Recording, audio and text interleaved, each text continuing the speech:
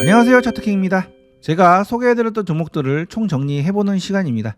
이번 주 한 주는 최고점에서 희망을 줬다가 화, 수, 목, 금 모두 하락 흐름으로 진행이 돼서 최악의 한 주가 됐죠.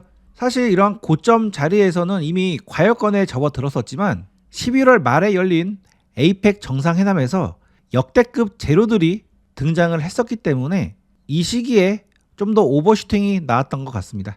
저 같은 경우에는 이런 고점 자리에서는 잘 보지 않고 현금 비중도 미리미리 챙겨 놓은 다음에 이런 조정대를 기다리는데요. 이번 에이펙 시기 때는 재료가 워낙 강력해서 저도 원칙을 어기고 이 구간에서 관련 수혜주들을 베팅을 했었는데 이렇게 바로 하락이 나와서 지금 상당히 곤욕을 치르고 있습니다.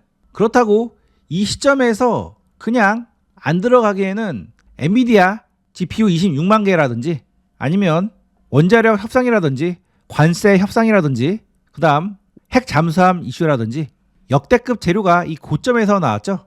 이 역대급 재료에 이 자리에서 따라서 매수한 사람들이 많을 거고 지금 조정장에서는 저점에서 매수해서 들고 온 사람들의 매도 물량과 이런 고점에서 버티지 못하고 손절하는 그런 매도 물량이 강력하게 출회되는 자리로 낙폭이 커질 수 있는 자리입니다.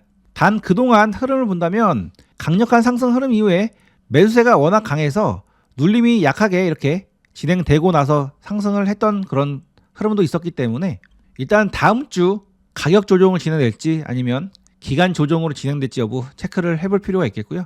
자, 그동안 이번 주는 지수가 계속 하락장이어서 그런지 제가 소개해드린 종목들 성적이 그렇게 좋지가 않습니다. 일단 월요일에는 로봇주와 재생에너지 관련주, 그 다음에 식스지 관련주, 유리기판 관련주들 잘 봐야 된다고 말씀드리면서 괜찮은 종목들을 뽑아서 올려드렸는데요.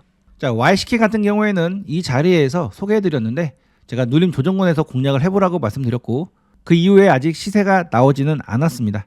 자, 일단 이 종목은 이러한 추세 파동을 만들면서 움직이고 있기 때문에 이러한 저점 라인이 지지가 되는지 여부 체크해 보시고 지지가 된다면 계속 추세 상승이 이어질 수 있는 그런 종목입니다. 현재 유리기판 관련해서 뉴스들이 많이 나오고 있고 종목들 흐름이 좋기 때문에 유리기판 관련주들은 지수가 나쁘다 하더라도 계속 주목을 해야 되는 섹터로 볼 수 있겠고요. 지금 내년에 본격적으로 상용화 시키겠다라는 이야기가 많이 나오고 있기 때문에 이번 지수 하락 때 강력한 지지 흐름이 나온지 여부를 체크를 해보시는 것이 좋습니다.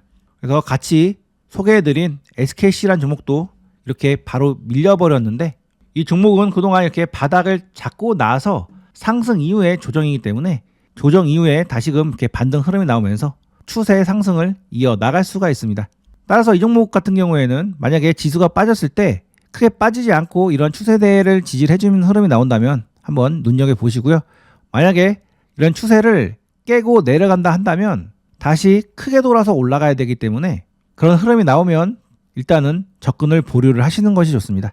필옵티스 같은 경우에는 저점에서 매수하셨다면 이렇게 시세가 나왔을 텐데요. 지금은 이렇게 시세를 주고 하락을 한 상황이기 때문에 섣불리 이런 저점에서 공략하지 마시고 이렇게 시세가 강력하게 나온 경우에는 다시금 이렇게 크게 돌아서 바닥을 잡고 이렇게 올라가야 되는 경우가 많습니다. 그래서 이런 중간에 애매한 자리에서 매수했다가는 대략적으로 두세 달 정도는 마음고생을 해야 될 수가 있으니까 필옵티스처럼 이렇게 시세를 주고 떨어지는 종목들은 섣불리 이런 하락하는 칼날에서 매수를 안 하시는 것이 좋습니다. 그리고 6G 관련주들 중에서는 RFHIC와 솔리드 잘 보라고 말씀드렸는데 이 종목은 크게 밀리지는 않았지만 그래도 조정 흐름이 나왔고 이 구간에서 지지 흐름이 나오면은 이렇게 받는 가능성이 있는 자리입니다. 일반 장이었으면 당연히 이런 데서 베팅을 해볼 수가 있겠는데 지금은 하락장이고 자칫 급락장으로도 이어질 가능성이 있기 때문에 이 종목은 그동안 이런 장대봉의 중심 라인에서 한번 지지 흐름이 나왔기 때문에 이런 장대봉의 중심이 지지되는지 여부 체크해 보시고 만약에 지지가 된다면 수익을 낼 수 있겠지만 만약에 깨고 내려오면은 바로 짧게 손절로 빠져나오시는 것이 좋습니다. 그 다음 재생에너지 섹터에서는 LGD 현대 에너지 솔루션이라는 종목 잘 보라고 말씀드렸는데 이 장대 양봉날에 소개를 해드린 거죠. 그 이후 이렇게 도지 캔들이 나오고 나서 음봉으로 긁어내리면서 크게 하락을 했습니다. 이렇게 장대 양봉이 나온 다음에 매수하는 요령은 그 다음에 이렇게 음봉 조정이 나올 때 시세를 주지 않고 시세를 줬다 하더라도 특정 라인에 들어오면은 이렇게 오랫동안 지지를 해주는 흐름이 좋은데요. HD 현대 에너지 솔루션 같은 경우에는 이렇게 상한가 이후에 잠깐 시세가 나왔다가 이렇게 조정이 나왔습니다. 그래서 이런 저점을 지지를 해주는 흐름이 나오려고 했다가 그 자리를 이렇게 이탈을 하고 강력하게 하락을 했는데요.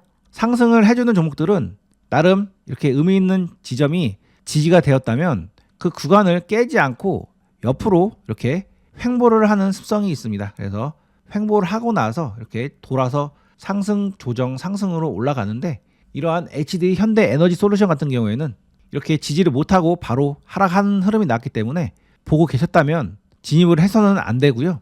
만약에 매수를 하셨다면 빠르게 손절을 하고 나오시는 것이 좋습니다. 그래서 이런 장대봉 이후에 조정 이후에 가는 케이스와 못 가는 케이스는 나름 일정 가격대를 오랫동안 지지를 해주는가 아니면 깨고 내려가는가 그 차이니까 매매 한번 참고를 해보시기 바랍니다.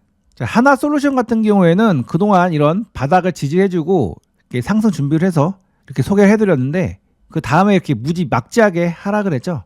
자, 하나솔루션 세력들은 약간 무지막지하게 핸들링하는 그런 경우가 있는 것 같은데요. 여기서도 엄청나게 급락시켰고 이번에도 무지막지하게 이렇게 하락을 시켰습니다. 일단 이런 저점이 이탈됐기 때문에 이 종목은 당분간은 보지 않는 것이 좋고, 이렇게 상당히 거래가 나오면서 급락을 시키는 경우는 안 좋은 음봉에 해당되니까 이런 자리에서는 눌림이 나온다고 절대 들어가시면 안 되고요. 같은 음봉이 나온다 하더라도 거래가 없는 음봉이 좋지, 이런 거래가 터지는 음봉은 누군가가 적극적으로 물량을 파는 그런 과정일 수가 있으니까 다음에도 이런 무지막지한 거래 터진 음봉이 나올 경우에는 절대로 그 조정에서 들어가지 않는 것이 좋습니다. 자, 그 다음 11월 4일에는 제약바이오 섹터 잘 봐야 된다고 말씀드리면서 소개해드렸는데, 제약바이오 섹터는 시장 하락폭 대비 크게 빠지진 않았지만 역시나 시장의 영향을 받은 상태입니다. 덜 빠졌다 뿐이지 차트를 망가뜨리면서 현재 하락 중에 있는데요. 현재 전체적으로 종목들 흐름을 살펴보면은 이렇게 계속 상승 흐름이 나왔다가 이 상승 흐름이 꺾이면서 이렇게 빨간색 선인 5일선을 이탈시켜서 이렇게 하락이 흐름이 나오고 있죠. 계속 증시 조정이 나오면 하락 흐름이 계속 이어질 건데, 이렇게 조정이 나올 때는 섣불리 진입을 하지 마시고 나중에 하락의 기운이 멈추고 나서 바닥 잡는 흐름이 나온다면 그때 진입을 하시는 것이 좋습니다. 지금 이런 하락 자리에서 들어가는 것은 과거에 이런 하락 중간에 들어가는 것과 똑같은 그런 행동을 하시는 거라고 보시면 되겠고요. 정말 좋은 자리는 바닥을 다지고 나서 다시금 이렇게 추세를 전환해주는 이런 자리가 좋은 자리니까 지금 지수 하락으로 이렇게 조정이 나올 때는 섣불리 진입을 하지 마시기 바랍니다. 그리고 제가 SK바이오사이언스라는 종목 강력한 장대봉이 나왔기 때문에 장대봉의 중심 부근에서 한번 매매를 해보시라고 설명을 해드렸는데, 공략을 하셨다면 이렇게 수익 구간은 발생이 되셨을 겁니다. 이게 작은 수익이 아니라 대략적으로 7, 8% 정도는 수익 구간이 발생된 건데, 자, 이런 의미 있는 장대봉의 중심 라인에서 매수를 한 다음에 이렇게 시세가 나온 경우에는 다시 하락했을 때 이런 저점에서는 다시 진입을 안 하시는 것이 좋습니다. 그 이유는 이미 이렇게 시세가 나왔기 때문에, 그리고 이렇게 하락 중에 변동성이 나왔기 때문에 다시 지지를 하고 돌릴 그런 경우보다는 돌리는 척하고 하락하는 경우가 실전에 보면 훨씬 더 많습니다. 자, 그리고 지수가 안 좋을 때는 이런 중심목 매매에서도 지지가 안 되고 그냥 하락을 하는 경우가 정말 많은데요. 내가 이 종목을 가지고 매매하려고 했는데 지수 상황이 너무 안 좋다 이런 생각이 드시면 굳이 매매를 하는 것보다는 매매를 안 하고 시장을 관망을 하시는 것이 훨씬 더 좋을 수가 있습니다. 자, 현재 시장이 당분간은 조정 흐름이 나올 가능성이 높다고 보고 있기 때문에 이때 수익 내기 좋은 방법을 제가 SK하이닉스 예를 들어 드리면서 주도주가 조정 흐름이 나올 때 이런 저점 라인에서 공략을 해보라고 말씀을 드렸죠. 그래서 11월 5일 날은 SK하이닉스뿐만 아니라 삼성전자, 현대차, 네이버 등 시장보다 강하게 움직일 수 있는 종목 또는 시장 주도주를 이렇게 소개를 해드렸습니다.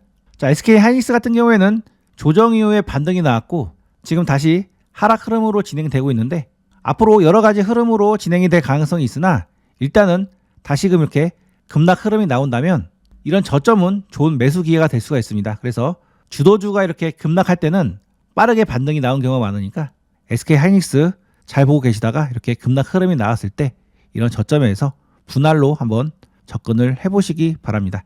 자, 이번 주 총정리 영상은 하락하는 종목이 많았고 그 다음 지수 하락으로 차트를 모두 깨고 내려가는 종목들이 많기 때문에 특별하게 설명해 드릴 부분이 많지가 않았습니다. 자, 하락장 때는 인간이기 때문에 두려움이란 감정이 크게 들어오는데요. 지금 증시가 이런 말 그대로 고점이라면 문제가 되겠지만 앞으로 우리 증시 추가적으로 더 올라갈 수 있는 그런 상황입니다. 그래서 이번 조정 기회는 말 그대로 좋은 매수 기회가 될 수가 있으니까 두려움을 잠시 내려놓고 침착함을 유지한 상태로 잘 한번 대응을 해보시기 바랍니다. 자, 끝까지 시청해 주셔서 감사합니다.